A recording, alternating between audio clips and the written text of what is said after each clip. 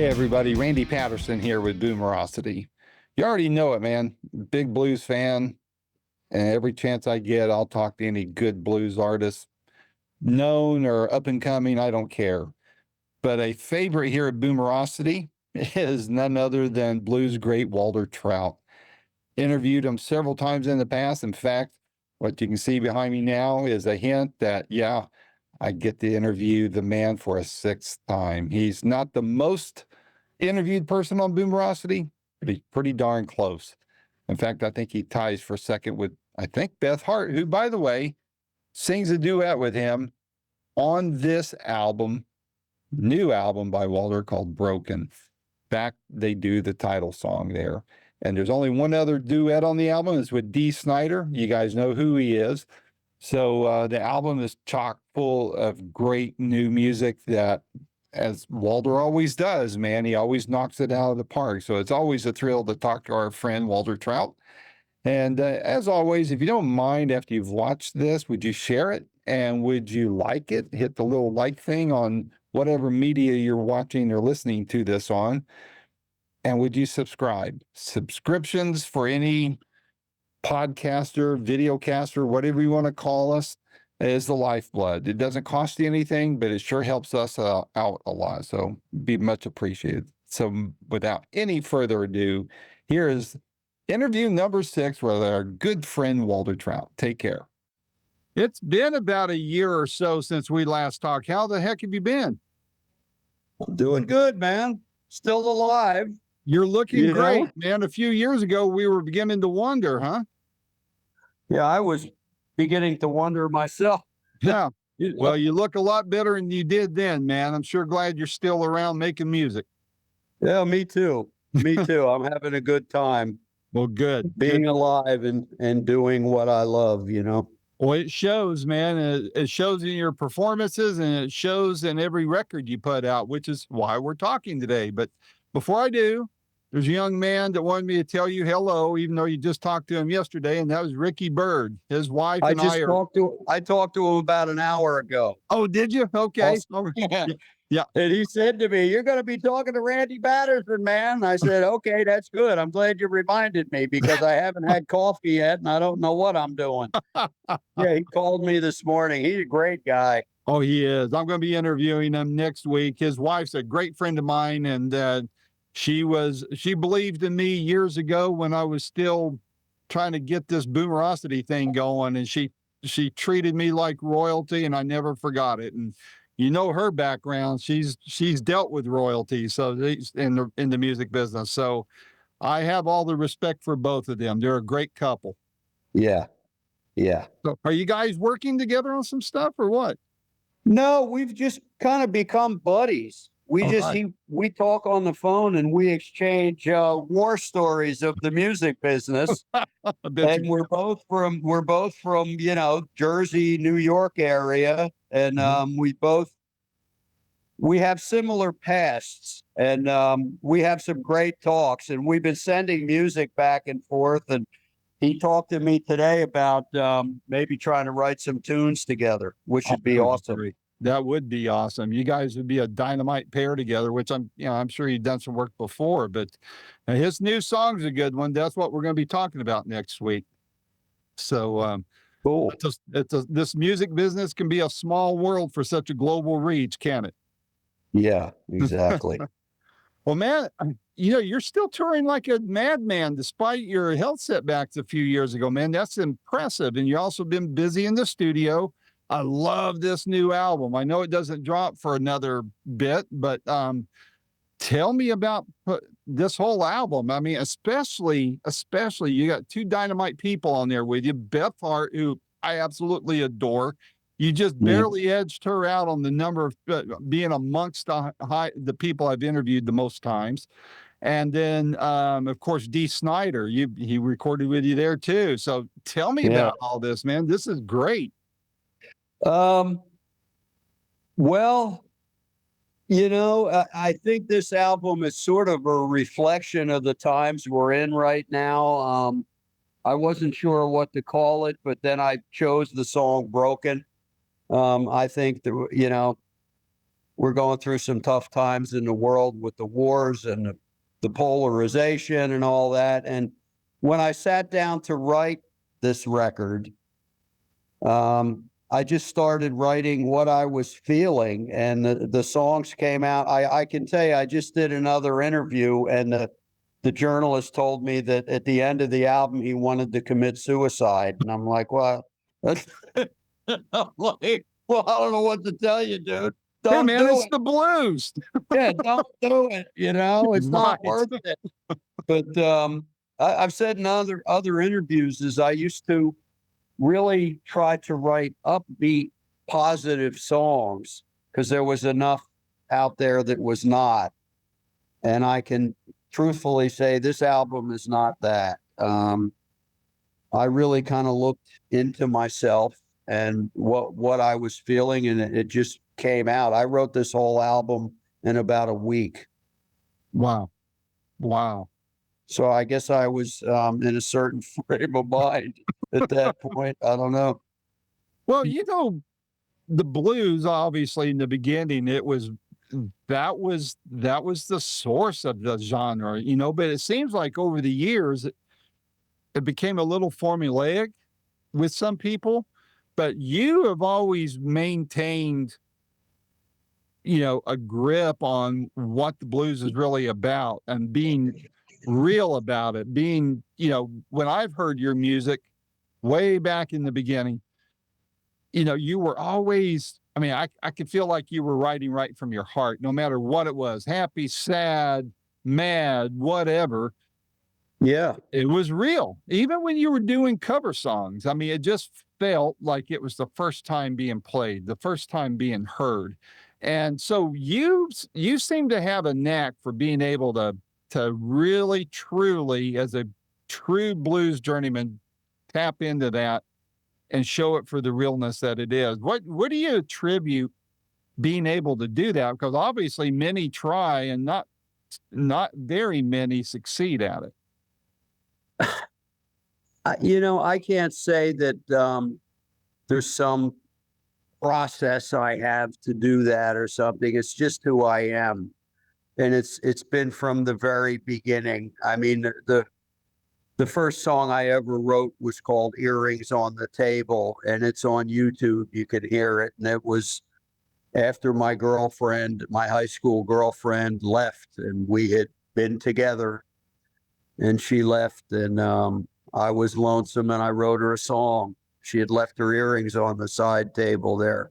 And I've always tried to use music to express what I feel and what I believe in. And it's also been therapeutic for me. That writing songs, especially, is therapy for me. When I did Battle Scars and I had been in a hospital for 8 months and had the liver transplant and had actually survived when nobody thought I was going to survive, my wife and kids, after I'd been home for a while, they came to me and said, "We're so happy you're alive and we're so happy you're here, but you've been through a lot of trauma. And right now you're a pain in the ass to be around. You're like this grumpy guy. You're this dark, depressed, like," and my wife said, "You either need to go talk to a therapist and she gave me the idea. She goes, "Why don't you try writing a song about what you've been through?" She gave me that idea. And in 2 days, I wrote 18 songs, and that became Battle Scars. And the songs were as if I was talking to a therapist. I just put it to music, you know? So that's what music has always been for me, Mhm. is therapy and escape. And I've told this one before, but Vincent van Gogh was in a seminary. He was going to be a missionary and a preacher, and he decided to quit and go be an artist. And his brother wrote him a letter and said, "Why do you want to be an artist?" And Vincent said to him, quote, "To express an honest human emotion." And that phrase always was like, wow, I get it, you know? Mhm. Well, you mentioned your wife. She and I are Facebook friends. We never communicate, but that's one of the sources of how I keep up with you. She always puts great things up. And I remember her book and covering her book a few years ago. And I just want to plug her for you, that it's clear that you two are a great couple, that she inspires you. And I just think that that's a testament to the strength of both of you, because you've been through hell and back, I'm sure. And the fact that you guys are still together and that she still inspires you and has inspired you over the years, I think she should be applauded. So that's what I'm doing here. She is my muse. She is my inspiration. Mhm. And on this album, she's co-written 3 songs with me. Very You know, she is actually the first Danish person to win a blues music award for songwriting. I didn't know that. I'll be darned. It makes sense, She and though. I, and you know Teeny Tucker. Yeah. Teeny and Marie and I wrote a song together that was on, I think it was on 2 albums ago. And it was called All Out of Tears. Mhm. And it won Song of the Year. And my wife was the first Danish person. And I've got 5 blues awards here that are on display, but at our house in Denmark, my wife has hers on display. There you go. As it should be. So on this album, she's written 3 of them with me. Well, for me, on all your albums, it's always hard for me to pick a favorite. Of course, the 2 I mentioned with Broken with Beth, who, I just adore Beth. She's an amazing woman. Which, by the way, I want to ask you, any chance of you guys going out on tour together? I don't know if venues can stay open that long, because last time I saw her, she was putting on a 3-hour show. Yeah. So I don't know. That remains to be seen. Right now, I am booked through the summer, or actually, I'm booked through September. No, I'm booked through October. No, I'm booked into December of this year. So Wow. it's not. So it's not happening in 24, in other words. No, it's not.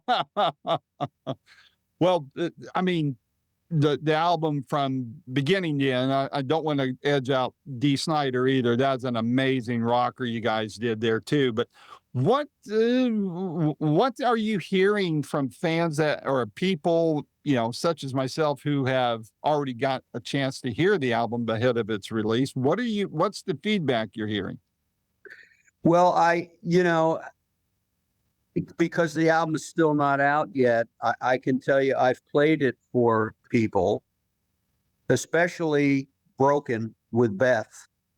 And Beth came in and sang with heart and soul like nobody else on the planet. She is one of the greatest artists walking on the earth right now. And we're lucky to have her in our lives. Mm-hmm. And I have played that song for people and had them weep at the end.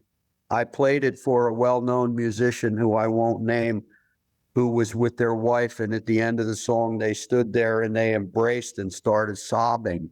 Wow. And so that song has a potent effect. A lot of people have not heard the whole album. I know the band loves it. I know that I'm very happy with it. I am too. But it remains to be seen when it comes out what people are going to think. I know that with reviews, you get good ones and you get bad ones. And so we'll see what happens. But I have to do, for me, what I consider my best work. And if I've done that, that's all I can do.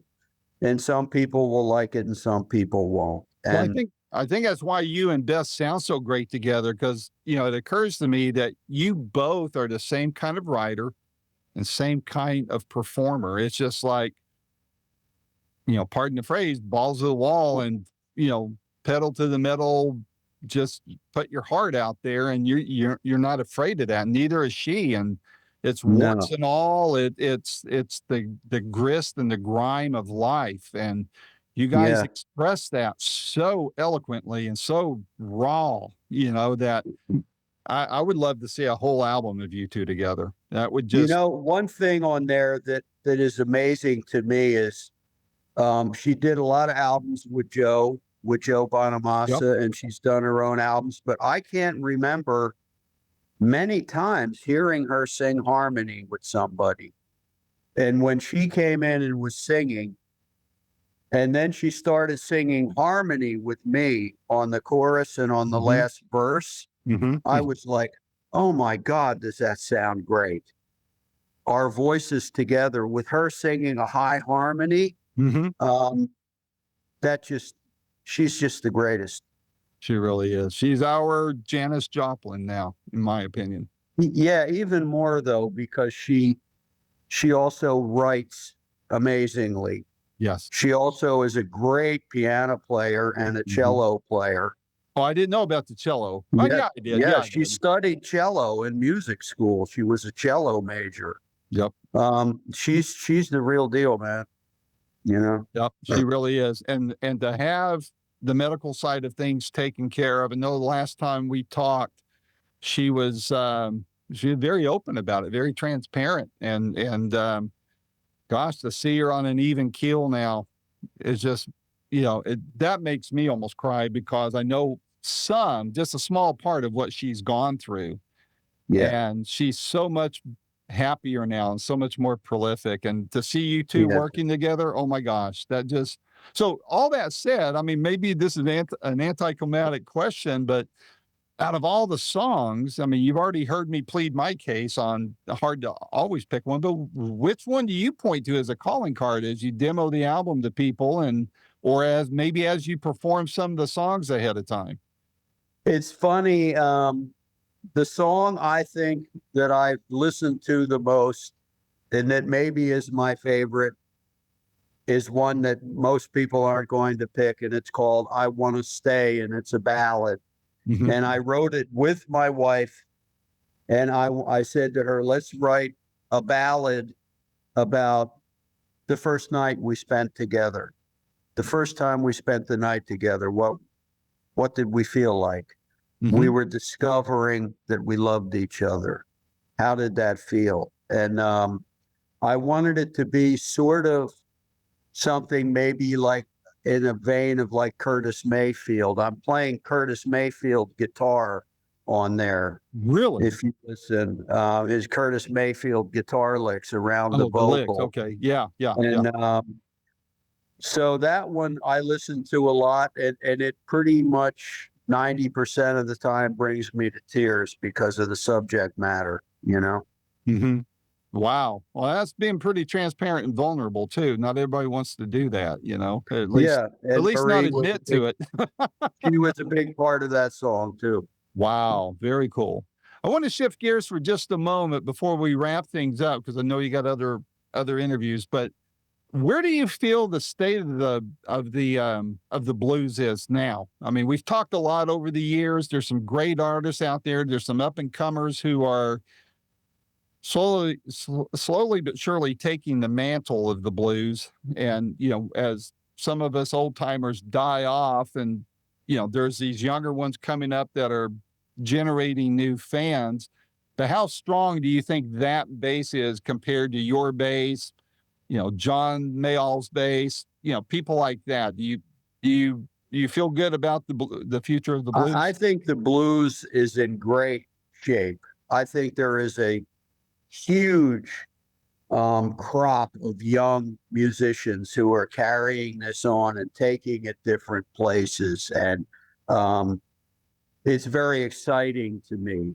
I used to think, well, John is John Mayall, and then here I am, I'm the next generation. And, and then along came like computer music and stuff like that. And I thought, boy, I wonder if this is going to survive. And now I look around and there's so many young, great guitar players and singers and blues musicians. Every day there's somebody new I see on Facebook that sounds incredible. And young people, and it's made me realize that computers and AI and all that kind of stuff, it can exist. It's there. It's not going to go away, but there is always going to be an audience for somebody to just play an instrument and sing from their heart and soul. That's the human factor. The human factor in this is not going away. You know, it's not going to happen. And I see almost like such a huge crop of these young people. It's almost like a backlash against the corporate shit that we were subjected to, you know. Mm-hmm. And the funny thing is, the mainstream media out there still, they promote the corporate shit, you know. Mm-hmm. Yeah. The lady shaking her ass and singing mediocre with dancers around her and all this. And But auto-tune. there's still, in the face of all that, there's still all these young musicians who are out there, and they're determined to make a statement and to have a career and to get their music out in front of people. I think it's beautiful. Do you feel like they respect you and your peers in the genre? I hope so, but I don't know. I know if you're a real blues purist and all you want to hear is a 12-bar shuffle with a guy playing T-Bone Walker licks, you probably don't like what I'm doing. You're probably wondering, what's he doing with Dee Snider playing this song that sounds like Deep Purple, you know? But that's me. And I like exploring different genres. Mm-hmm. Yes, I come out of the blues that, as my wife says, Walter, everything you do has the blues in it.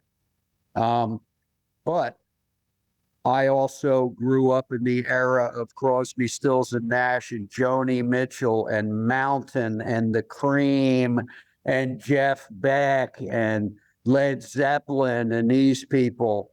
And they all have an influence on me too. You know, James Taylor. I mean, there was such a wide, you know, the Beatles, the Stones. There's so much music out of my youth that I was influenced by and that I still love dearly and that I still listen to. I still listen to the music that inspired me as a kid. Same here. Same here. Well, I don't think that'll ever go away. That's why those catalogs are being bought up, right? I mean, Yeah. yeah. Yes. Somebody's going to make Exactly. some money off of it because they see that already, you know, and Yeah. have seen it happen. So I noticed on the tour dates, you don't have anything going on here again, Walter, in East Tennessee. I mean, what's up with that? Hopefully I'll get back there. Where in East Tennessee are you? Well, I'm in Sevierville, but I can drive anywhere. It's all just an hour or so drive for me. So, Okay. Yeah, I know. I think the last time I played East Tennessee, it might have been in Maryville. yeah. I think you played at the college, if I'm not mistaken. Yeah, maybe. Yeah. It's Now, been do a you know while my back too, a history? couple years. Do you know my history with Maryville College? Yeah, I sure do. You had a girlfriend there. Yeah, my high school girlfriend was a concert pianist, and she went to school at Maryville College. And I used to hitchhike down to Tennessee, and I would stay with her in the girls' dormitory. And literally, when it was after dark, she would open the window, and I would climb up the ivy and sneak in through her window. Now, hold it. Is And in this the the same morning, one that you wrote Earrings about? yeah, same one. And Oh, I okay. wrote the Mountain Song, and I wrote The Love That We Once Knew, and I wrote Frederica, all about Mhm. the same girl. And she and I are still dear friends, and she is one of my wife's best friends. I'll be darned. And Well, they hang out together, and I walk with both of them. I have an arm around each, and I go first and last.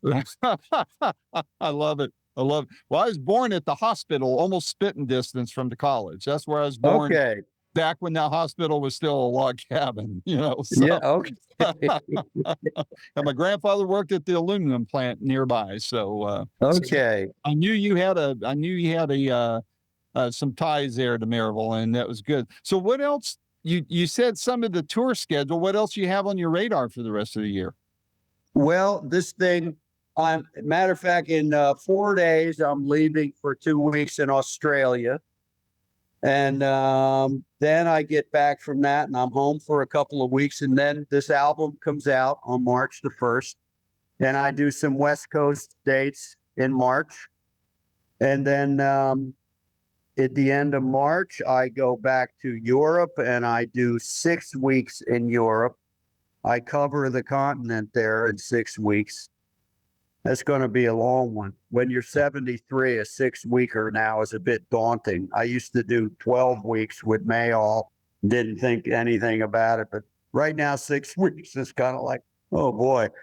But I'll do that. I'll get back from that in May, and then in June I'll start touring America again. Those dates are not up yet. I'll see. Hopefully I can get to your area. And then that'll be through the summer. And then in September, I do another U.S. tour. In October, I go back to the UK, and that takes me through November, where I go back and do another 3 weeks in Europe. And that takes me to Christmas. And then I go to my house in Denmark and fall over. I bet. Man, I'll keep an eye on your itinerary to see if you're going to be anywhere within, a couple hours driving distance. If you are, man, I'm going to come see you again. It's been too long since I've seen you in concert. Now I'm overdue, and I'm going to do it. So if you're even if you even in Nashville or something, I'll come over to see you, man. So yeah, sometimes we do the City Winery in Nashville. Yep. And I'm hoping to get back there, That's a nice little venue there, but I would think you could pull a little bigger place than that. But, there's whatever's open at the time, right? So. Yeah. Whoever wants to book me, you know. Well, yeah, everybody's still playing catch up from the pandemic, so. Yeah, and that's it. And there are some clubs that the guy who books the club thinks I'm too much rock and I'm not enough blues, and we don't want to have that guy. Yeah. Which I go, okay, I won't play your club. There you go. Well, they're missing out, that's for sure. But and I got as much work as I can stand, Well, we don't want to wear you out, but if you happen to be within a couple hours, I want to come see you, my friend, because you always put on a great show. You're going to be performing in Phoenix, my old stomping grounds. You're going to be there at the Music Instrument Museum, and I've already got friends talking that up and looking forward to it. Just so you know, I think you sold out a show. You sold out a show, and you added a second one, didn't you? We added a second one, and that's going to be March the 1st, the day the record comes out. So that'll be the first time we start playing these new songs. Oh, okay. Great. Yeah. Well, I've got friends going to that show, so I know you'll treat them very well musically. You never fail. All right. Yeah, good. Now, if you want to come to a show, you get in touch with me, and I'll make sure you're on the guest list. I appreciate that. I definitely will. You want me to just go through John on that? Or just you get in touch with me here. Okay. Here I am, All righty. I got you. I think if I lost your email address, we don't want to say it on this recording, but I can get to you through Marie as well on Facebook. Yeah. So yeah. Well, man, it'd be good to see you again. Please stay safe and healthy. You're looking amazing. It's so good to see you still around and putting out great new music. My door is always open to you. You know that, and look forward to talking to you again in the future and seeing you perform. Thanks, Randy. Thanks for having me back on your show. I appreciate it. Gladly. Always welcome. Talk to you again, my friend. Take care. Take care, man. Bye-bye. Bye-bye.